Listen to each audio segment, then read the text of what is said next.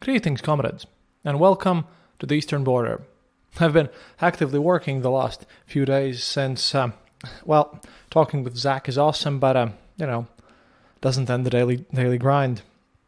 One thing that was super important that happened was that Prigozhin came out with an interview, and it was crazy. He came out with an interview to a Russian war correspondent and stated that basically in Bakhmut, Wagner Group is nearly dead, and that he's angry, and that he's ready to, give answers and yell at Moscow and everyone. And there are various options about, what this could be. How true is it? Because the casualties have been devastating, and, Prigozhin has fallen out of favor, certainly. So is this desperation, and what's going on? That's a huge story. And I was about to, actually record about this right now, but that's going to have to wait. One, because half of my script got, deaded, since apparently updating some drivers has caused my PC to do a blue screen, which isn't fun. And secondly, because when that happened, I opened my laptop and was sent something that I just need to talk about today. And don't worry, Prigozhin and all this stuff, we have to wait until Girkin comments on it. And I mean, and more than just a tiny little post on Telegram. But today, I have an investigation for you made by Vёrstka, which are investigative journalists working, very seriously about Russia and this war and everything. They are, of course, opposition. But they came out with an investigation about how Putin came to hate Ukraine. Namely, about how he came up with the war, with all the details, and, have to give credit where credit is due, way more contacts that even I have. And these are legit ones. And of course, they only release it in Russian. And I don't know when someone else is going to go down rereading all this stuff, but and translating this for you. But here I am. The original author of this whole thing in Russian is Ilya Zhigulev, and he used to be a former special correspondent for Smart Money, Forbes, Medusa, and Reuters. And he's done a lot of research and everything, and he's done a really good job, because he's made an investigation based on conversations with former and current officials in the Russian and Ukrainian authorities. And, they each are legit and, hard to put it, they are certainly people of authority. And these are stories, that are given by former and current functionaries close to the Kremlin, and as he points out, they cannot serve as an excuse for the tragedy, but they help to understand the evolution of the Russian rulers' thinking that led to it. So, this is going to be more or less a coherent narrative, and I'm sorry, all those people who want me to sleep more. I didn't sleep because of all this once again, so, but you'll understand once you get through it. This is definitely worth it. So after the gubernatorial elections in the Moscow region in September 2013, one of the creators of a huge team of political technologists who were rubbing his hands together said, "Well, guys, well done. Now you'll go to Western Ukraine to train." This was what a political strategist close to the administration of Putin mentioned in one of these conversations. 10 years ago, according to him, there was no discourse that there were any, bad Ukrainians at all. Russian technologists worked both with the team of Viktor Yanukovych and with his opponents from more pro-European oriented politicians, and no one had any questions, and nothing happened there. Political technologists received lucrative contacts from all parties and earned money. And, quote, and how many communications between football fans were there, between Russians and Ukrainians. There really was friendship, and even the nationalists were friends with each other. The Kremlin's attitude toward Ukraine really seemed to have changed in a matter of weeks in February 2014, when Putin, apparently single-handedly, decided to annex Crimea. And, well, that's how people looked at this, and a lot of them look at it. But apparently, as the eyewitnesses in this story state, the whole situation evolved even earlier. See, there was a thing called the Orange Revolution of 2004. 2004, yes. And that's a long story, and it's back there in my back episodes. Before that, serious disagreements were there between Moscow and Kiev. Only once, though, but they were really important. In 2003, the island of Tuzla in the Sea of Azov, where about 30 families of fishermen lived, became a bit of a stumbling block. At some point, Russia began to pour the coast towards the fishing island, and which caused great tension, up to the strengthening of the defense of Tuzla by regular Ukrainian troops. But in the end, both countries agreed on an agreement on cooperation in the Sea of Azov and Kerch Strait, and the conflict was just forgotten for a long time. Leaving the presidency after 2 terms, at that point, Ukrainian President Leonid Kuchma asked Moscow to support his successor, Viktor Yanukovych, which the Kremlin did with a lot of zeal. Quote, "There is a special program on the air of 3 national TV channels of Ukraine. TV channel Inter, 1, 1+1, and First National. Vladimir Putin, live broadcast. The geography of questions is the whole of Ukraine. All calls from the territory of Ukraine are free." The host spoke in Ukraine in the studio as if he were not in Kiev but in Ostankino, which is the Moscow Central TV station. In a studio in Kiev between 2 flags, Ukraine and Russia, the president of Russia sat and answered questions from citizens of a neighboring state for an hour. It was the end of October 2004, the final stage of Viktor Yanukovych's presidential campaign, on which Moscow had staked everything. To support the candidate, Putin came to Kiev and took part in a direct analog of the Russian direct line, where Putin speaks directly with the people, answers their questions. With the difference that Ukrainians asked him questions this time, and apparently more than 80,000 were received. Putin even said that Russia has a lot to learn from Ukraine, saying that the economic growth of Ukraine under Prime Minister Yanukovych has outstripped Russia's in terms of pace. From Moscow, Dmitry Medvedchuk, who then headed the presidential administration of Russia, oversaw the elections, and from Kiev, Viktor Medvedchuk, head of the presidential administration of Ukraine, was looking at it the same way.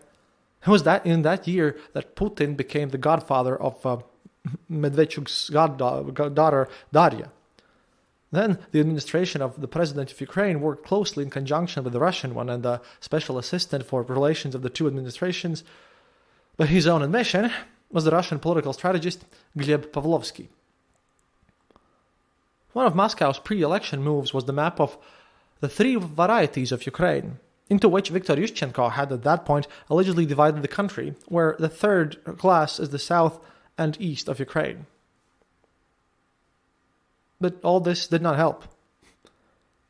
As a result of the Orange Revolution, after the mass protests in the 2nd vote in 2004, Viktor Yushchenko became president of Ukraine. This was... But instead of Yanukovych, just so you understand, Yushchenko did the maps, showed the maps that Yushchenko had done bad things, and then Yushchenko still won. Yanukovych and Yushchenko do different people. I'm translating this work in full as much as I can, so I'm going to have to give some comments here because he's working in a totally different style than I do. So, but again, it's totally worth it. But Moscow continued to bet on opposition and even succession of regions. At the height of the Orange Revolution, the first attempt was even made to separate the south and east. A pro-Russian Congress of deputies of all levels was held in Severodonetsk. From Russia, it was attended at that time by an influential politician, Moscow Mayor Yuri Lushkov. In turn, the then head of the Donetsk Regional Council, Boris Kolesnikov, directly called for secession from Ukraine. Quote, "We propose to express no confidence in all the highest bodies of state power that violate the law. create a new southeastern Ukrainian state in the form of a federal republic. Kharkov will become the capital of the new state, thus the first capital of the independent Ukrainian republic will be restored, Kolesnikov said. However, obviously that didn't happen at that time. Russia then did not interfere at that point with weapons in the affairs of sovereign states, and without support, no one went to the secession. It was just this one guy. By the way, currently, apparently he's been called to comment on this because he's still alive and doing things, and apparently his comment was, "Thank you, I'm not interested." Because his foundation, Kolesnikov Foundation, currently actively supports the armed forces of Ukraine and everything. I think they've switched sides pretty neatly, because at that point, Moscow money must have been really, really tasty.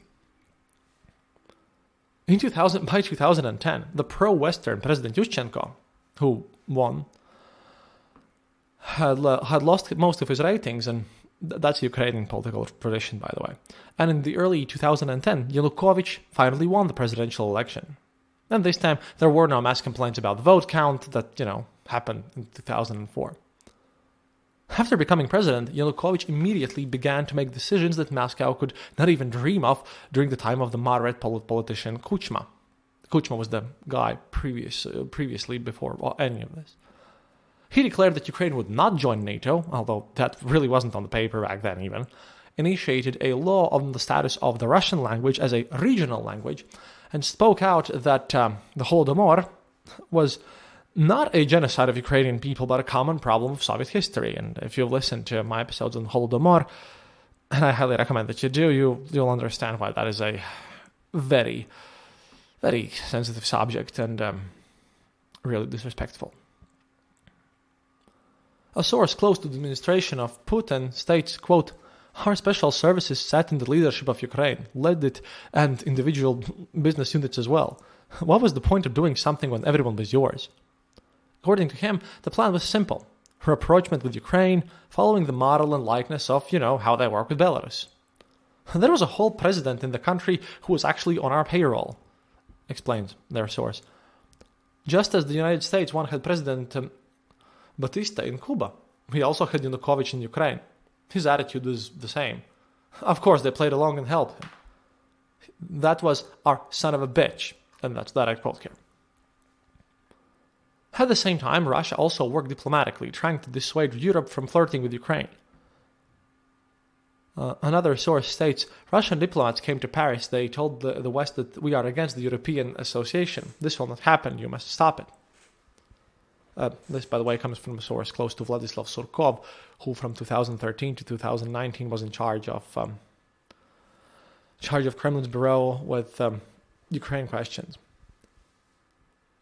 Carrying on from this quote, it will be a blow to the relations that exist between Ukraine and Russia. Everyone said that this is a common history, and without this there was no history about the Russian world at all. Well then, Yanukovych abandoned the association agreement with the EU and succumbed to the Kremlin's temptation to enter into a customs union with Russia. And this whole thing, ended with the second Maidan. Because the first one, after Kuchma, Yanukovych was supposed to win, supported by Putin. Then Yushchenko comes in, but Yushchenko serves 2 terms, as usual becomes unpopular. Then Yanukovych wins again, and then he does all these things, and then a Maidan happens. Although the article kind of, they're very polite and they don't mention that it wasn't just randomly fell into the succumb to Kremlin. This was more like a $15 billion loan given on super low percentages, out of which Yanukovych pocketed insane amounts of money. It was corruption and graft through and through. But, what happened, starting with the Maidan situation. Putin's attitude towards Ukraine deteriorated along with relations with the West. Quite quickly, in the post-Soviet space where I live in, and I like to say former Soviet better because it's a mess, and, this whole situation here, primarily Ukraine and Georgia, they became a space of confrontation for Putin. The first blow that happened there was the Rose Revolution in Georgia, when, after mass protests in the country, the leader changed to the pro-Western Mikhail Saakashvili, which was incomprehensible to Putin. The second, more serious, was the Orange Revolution in Ukraine. Quote, "It's not about Ukraine. There was not just a Maidan. There was the destruction of all the rules of the game," which is someone close to Putin had told this journalist. "The right of citizens to challenge power in their countries through manifestations and elections was not taken seriously in the Kremlin, considering such actions to be solely the result of the external influence from the West." And this is exactly what I've been also telling you on my show all the time, that Putin simply does not believe democracies ever exist on any level possible. And all of this led Putin to the Munich speech in 2007, which was interpreted critically by the West. A source close to the Kremlin now estimates, quote, "He was a little rude back then. He spoke rather politically incorrectly." Well, and the West said to this, well, they say, what about what he swears, was rude, unquote, random person. And that was the result. Everyone just misunderstood him completely. In addition to the revolutions in the post-Soviet space and the expansion of NATO to the east, other annoying things kept popping up in relations between Washington and Moscow. As an example, an official of the presidential administration cites the story of joining the World Trade Organization, for which, according to him, Russia was more ready than Ukraine, and Ukraine was the first to get in. And in 2011, Alexander Voloshin, who was then developing the International Financial Center in the capital, received a phone call from the Russian ambassador to Ukraine, Mikhail Zurabyov. He said that the central depository is also being created in Kyiv, and the curators of the project suggested signing a cooperation agreement with Moscow. Voloshin was not opposed, but the agreement did not work out.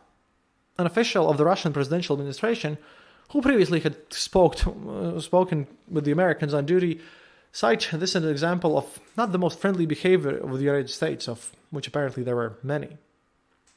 It was like all weird stuff in very Diplo speak as well. Along with the change in attitudes towards the West, Putin was also influenced by domestic stories. During and after the 2012 protests, Putin began to spend more time alone with books of a certain kind. Among people close to the Kremlin, there had been talk that Putin is increasingly sitting in the archives. For him, by the way, at this time, they even created a special working group in the presidential administration with select books and necessary pages for him on the topic he had set, says the former Kremlin political strategist. Even before this whole mess, Putin became interested in the White Guard philosopher Ivan Ilyin, and after the failed protests, the Russian president became much more immersed in the text of authors similar to Ilyin's views, and my dear buddy Alexander from History Impossible, this is where Mr. Dugin also comes in, just so you know. Another person that he really liked was the religious philosopher of the early 20th century, Vasily Rozanov. The latter was critical of liberals and intelligentsia. And I quote, this is a quote from this Rozanov person, quote, "Yes, I find it better to stand as a policeman on the corner of two streets, more civilian, more useful, more noble, and in line with human dignity, than to sit at an intelligent breakfast and discuss snobbishly how everything is bad with us and how we ourselves are good, righteous, honest, and ready to suffer for the truth." Ilyin, in turn, did not feel any reverence for Ukraine as an independent state at all. Ukraine is recognized as the most threatened part of Russia in terms of separation and conquest. That's, by the way, the philosopher wrote in the resolution of the Congress of White Immigrants in 1938. He also mentioned that Ukrainian separatism is an artificial phenomenon devoid of real grounds, and so forth and so forth. And one of the Kremlin technologists, and these political technologists as their name says, that, well, Putin began speaking almost in direct quotations from these guys and many more.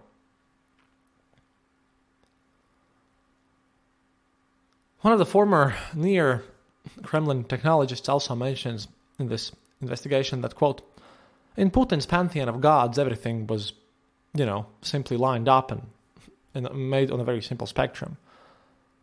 He knows, because of all the situation, that Western states are cultivating Ukrainians with cunning, deceit, manipulation, and technology to make them anti-Russia. It didn't work out with the old believers, out of whom we, by the way, have a lot of them in Latvia. It worked out with the Ukrainians. These are the ideal Russians for the enemies of Russia." And apparently, according to Putin, Ukraine as a state was created, built precisely as part of the USSR, often to the detriment of the Russian population. Which is, obvious nonsense, but hey, it is what it is. Back in January 2014, we're coming back to the timeline, Putin was not going to seize Crimea. 3 sources tell about this: in the presidential administration, among political technologists close to Kremlin, and among acquaintances close to Putin. The decision came spontaneously when the Kremlin realized in February that protesters in central Kiev were defeating Yanukovych's rule. First, Moscow once again staked on a Congress of Deputies with a possible subsequent secession of a part of Ukraine.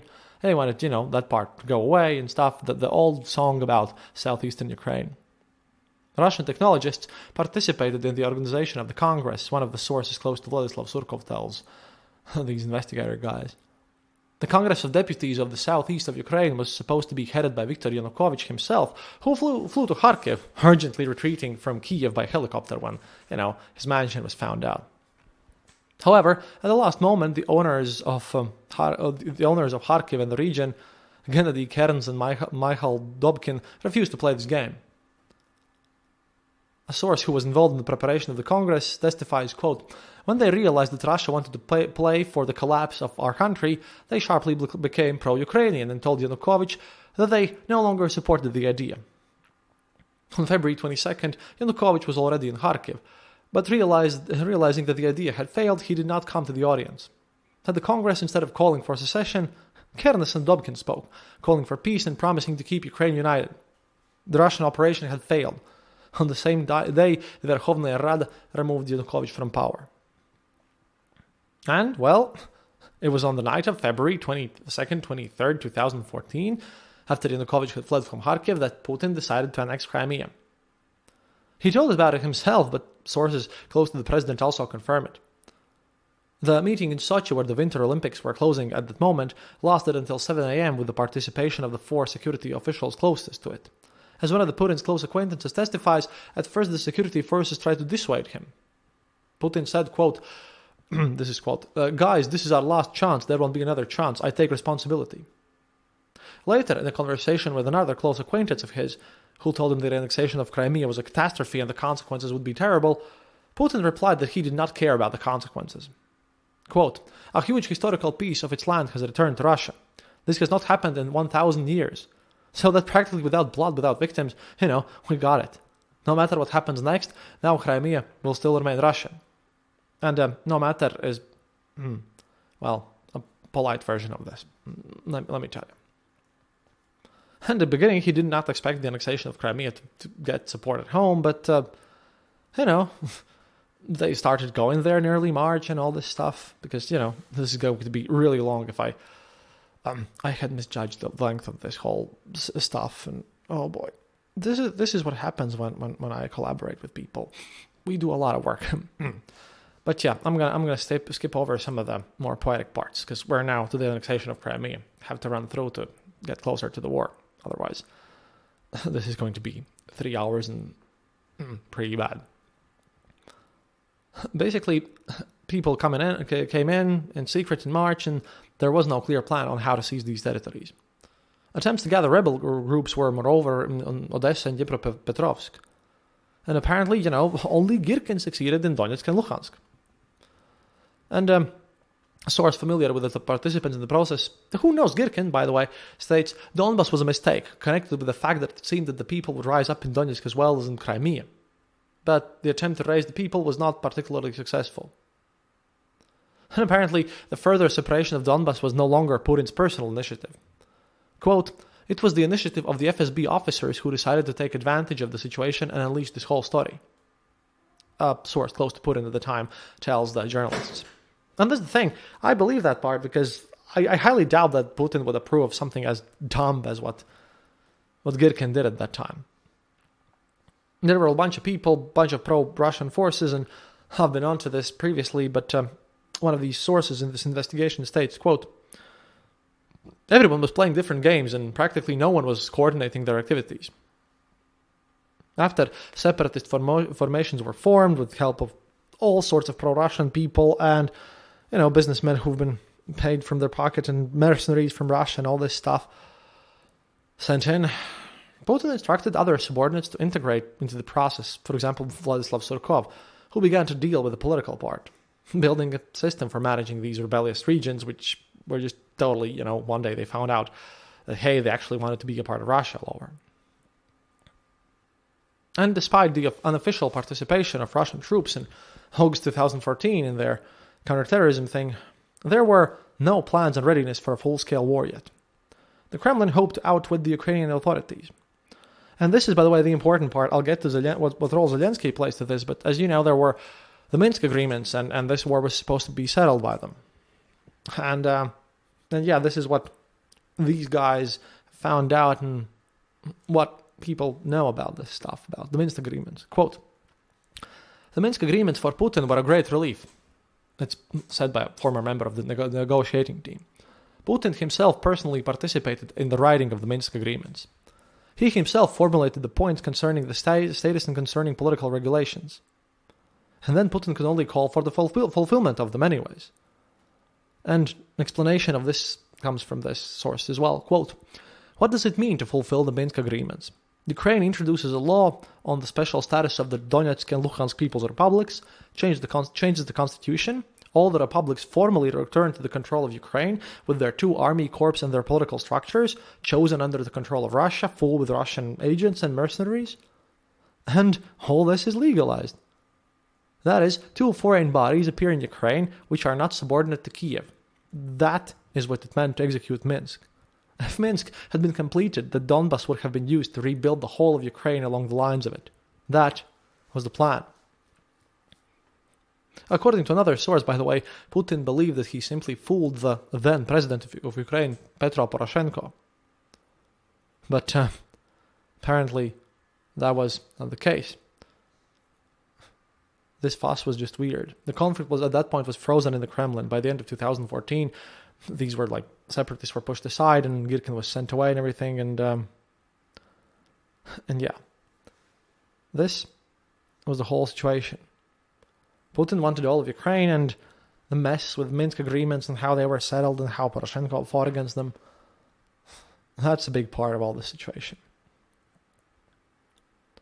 And furthering on with these talks about the Minsk agreements when the whole mess was just down there, quote, "Putin continued to aggressively find links between Ukraine and the United States." And more people close to Putin say, quote, "He was sure that NATO and the United States in fact control Ukraine. He's just single-minded on this topic." And good friend quotes a private conversation with Putin. "The United States Embassy in Ukraine employs more than 1,000 people, and we have 100. The budget of the United States Embassy in Ukraine is 10 times higher." Putin, of course, believes believed and still believes that the states make all decisions regarding Ukraine, and it was impossible to convince him otherwise. And, that's the thing. By the way, Bloomberg reported in January 2022 that the U.S. Embassy in Kiev had about 180 American citizens and 560 Ukrainians working there. And I've been to Ukraine. I know that Americans actually don't run it, because otherwise, if Ukraine would be your property, you'd be, as a government, much more actively involved in all this situation. That much I have learned from American people. And then Zelensky came in 2019 when this mess was like Minsk agreements, then they get frozen down, and the counter-terrorist thing. And of course, I'm running over a bunch of stuff because, I translated a lot of it and then inserts happen and weirdness. At the beginning, by the way, Zelensky surprised Putin in a good way. He truly believed he could dealt with something like unexpected and new. For starters, he had been in Moscow. He had danced in the same stages as everyone else in the big entertainment sphere. And, well, this whole mess apparently ended up angering. Zelensky managed to anger him personally. Quote, "Obviously, Zelensky is a talented person, trained, and he came with a relatively naive idea that, how he will settle things and how everything was going to happen. He wanted to make sure that everything happens in a human way," says another of these sources. Because, when at the beginning of these talks, when they were negotiating more about the Minsk agreements and what would happen and whether or not it would be temporary, at that time, Zelensky stated that Putin, they wanted to change Medvedchuk, the guy who is the godfather of whose daughter is the goddaughter of Putin and everything. And, they wanted to exchange him in the negotiation process on Donbass for his assistant, Andrei Yermak, basically. According to a source close to the administration of the Russian president, Zelensky believed that Medvedchuk, just makes money, just uses connections to earn money and, can be shifted around because obviously he was, searched in Ukraine and it was all mess and everything. And, and that was weird since he wanted to do something good. But Putin just wouldn't budge and wouldn't play, and that was just weird. Putin just hoped that it would be possible to negotiate with Zelensky, assuming that he would beat the inexperienced politician and, finally launch the full implementation of Minsk agreements. But, then December 2019 happened, and this is, I think, the big point. I think you can, look it up even somewhere. In December 2019, Putin went to Paris in full confidence that the long-standing issue would move. However, as it turned out, Zelensky was an even more difficult negotiator than his predecessor. He refused to hold elections in Donbass until the transfer of the border, and members of his team even tried to rewrite the key paragraph of the special status of Donbass in the agreements, making it not permanent but temporary. Surkov, who participated in the negotiations, threatened to stop the peace talks altogether, and according to one of the Ukrainian ministers, almost threw himself at colleague Andriy Yermak with his fists and angrily shouted and stamped his feet. But yeah, the biggest hit was in the PR front. Well, this whole thing turned a cold shower to Putin. Putin, who came down to these negotiations to finally settle the Minsk agreements and settle this Donbass issue and basically take over Ukraine, came down from the mountain to accept the surrender of Ukraine, and in fact turned out to be in the role of an abandoned bride. Hey, the original text thing, not mine here. Alexander Kharebin, one of those who developed Zelensky's foreign policy strategy as part of his campaign headquarters, assesses this in, conversation. He states that this whole mess was just awful. Putin's arrival in Paris was a colossal mistake by the Russian president, who overestimated all the situation. From the great Tsar of all of Rus, Putin had become almost a laughingstock. Zelensky helped him in this. Right during Putin's speech at the press conference, when Putin spoke about the adoption of a document on strict observance of the Minsk agreements, Zelensky smiled and shook his head. And when Putin spoke about the special status, he was completely amused and even covered his mouth with his hand so as not to laugh, because, he's a comedian. It was unexpected for everyone, and for the first time, so obvious, says Ukrainian advisor Kharebin. Putin actually received a public slap in the face, and that must have been a traumatic experience. From the expression of the face of the Ukrainian president, it was clear that he had difficulty withstanding the joint press conference. He did not even look in the direction of Zelensky and often checked his papers. Since then, they both have never met, and Surkov resigned from his post as curator of Ukraine and Donbass 2 months later. After the failure of Paris, Moscow relied on soft power, and Medvedchuk had become, a key confidant there.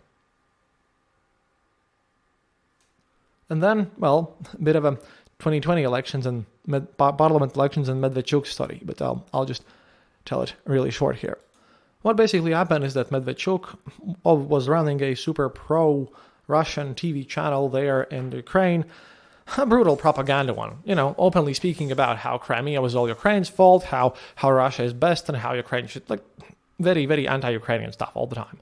Very pro-Russian, just everything, and making a lot of anti-West sentiments and everything. And then at one point the final straw came when, after all this situation, again with integration and with elections and everything, Medvedchuk's party, they lost the election to Zelensky's political party, and it turns out that Medvedchuk had totally lied. And this is not the first time when Medvedchuk actually lied. And after this whole mess, when, the sources confirmed that it was the story of destruction of Medvedchuk's information resource and the fact that, they began to actually investigate his activities, which were truly like a Russian agent, that was the last straw. This Medvedchuk guy, way more important. Quote, hitting when they did, when they took away his television and the party began to play tricks and investigate the corruption charges, that really turned Putin on, says one of the old acquaintances. He took it as a personal attack. The existence of Medvedchuk and his channels was like a bridge in a hope to somehow resolve the situation by political means. And suddenly Ukraine escalates and investigates them on corruption. And apparently he decided that that was a great time to strike. That time, by the way, COVID has already set in, and the bunker person is there. And apparently Medvedchuk was continuing his lies, and as usual, quote, Medvedchuk told fairy tales, mastered this money that he was paid for organizing political resistance, and, did not believe anyone would ever check. It recalls a source close to the presidential administration. He talked about the loyalty of the territory, stupidly misleading Putin. And the Kremlin did not question this guy. Instead of drawing the conclusions about the adequacy of the information received, analyzing and seeing the obvious picture that they're not expected there, resentment and anger clouded their eyes. For Medvedchuk, this was just a random war, and he was there, and he just continued lying about this stuff, and everyone just went along with this. When deciding on the war with Medvedchuk, by the way, Putin did not consult anyone. Like, with no one else at all. The only person who had permanent access to Putin was, besides Medvedchuk, who was my guy in the bunker telling Putin nice things, was also Putin's friend Yuri Kovalchuk. Two sources confirmed that Kovalchuk played a decisive role in Putin's decision to launch this special operation. Oh, by the way, Yuri Kovalchuk is Putin's closest friend, co-founder of the Ozero Cooperative, the Lake Cooperative. I'm writing about this. Co-owner of the National Media Group, basically runs a bunch of things, Izvestia newspaper, and is the guy who took over like REN TV and everything. Big media guy, known for his anti-liberal, anti-Western views, and total fan of conspiracies. So, between a guy who was like out of his business and lying and thinking no one would check, and a guy who's an open conspiracy theorist, these were the guys who were closest to Putin, and yeah. During the pandemic, only Yuri Kovalchuk and Medvedchuk were allowed to leave Putin's residence so as not to be quarantined afterwards. Well, at least now we know the thing. And again, what I've mentioned on the show, but here's a quote from an official investigation, more official than what I do. Quote, Putin at the moment was limiting in communicating with anyone else who was like even near adequate. He tried not to meet with anyone, and if he did during the 14 days of quarantine, people became so brutalized that a normal conversation did not develop. In addition, a meeting at a distance of 15 meters does not imply confidential communication. It was this Kovalchuk guy who, bought into this stuff as a conspiracy theorist and who convinced Putin that Europe is divided by contradictions and now is the best time for a quick operation. Apparently, the decision to prepare for the operation was made in late February. Early March 2021, a year before the war. It was already kind of previously in the year as well. The official decision then is early March 2021. And, they did a lot of prep work and everything. And, this was just weird. Now, we also have like a bunch of information about the calculations about what they exactly were preparing for and everything. Because there's a lot of military stuff, which I have to go through once again, but, well, now you know. Defense Minister, by the way, Shoigu, at the end of this, when this was decided and when everything started moving, did not argue and even rejoiced at Putin's decision. One of Putin's old friends stated, he did not understand the state of the army, and he was interested. He believed that Putin knew something that he did not know, and really thought that there would be something not much more serious than the annexation of Crimea. The rest of the elites were put before the fact already at the day of the invasion. And my last quote from this is, this is an amazing war, but almost the entire elite is against it. I talked to the bosses in Russia. There is not a single person from the highest echelons of power who would be in favor. But they understand that they need to work as a team, says the former Kremlin official citing private conversations. Those who do not understand are shown what needs to be understood. Because,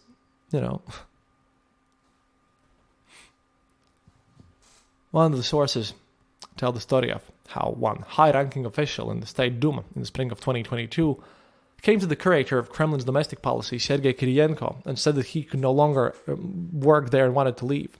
And the next day, the FSB officers came to my wife, The security forces also came to my son, who has a business. Half a week later, the official came back to Kirienko and said that he could change his mind about leaving. That is good. And this Kirienko guy just smiled and casually began to discuss his future plans. So this is how a war starts. With one man who's hungry with power and whose familiar buddy with whom they worked together met a conspiracy dude, and then everything happened. And now, if you're against this, and apparently most people are, you get your family threatened. Or, have a close acquaintance with the window. And that's it for today. Again, I skipped a bunch of it because, this grew a bit more even with my working and everything. Crazy. We're going to look at Prigozhin and the news in the front. I just thought that this was a really interesting and important topic to cover. If you like the show, please consider becoming our Patreon on patreon.com/theeasternborder. Follow us on Twitter at Torquemaristark, please. You can just Google up Kristaps Andrejsons, my name and surname, and find it that way. And if you want to listen without ads, again, I know nothing about these advertisements and anything that's being run here. So if you want to listen without ads, you can also just go to theeasternborder.lv and make a one-time donation there. And, all the episodes there are ad-free. And, of course, they're always ad-free for our patrons. And, see you next time. And let's hope that we're going to have some good news. До свидания, товарищи. And remember, happiness is mandatory.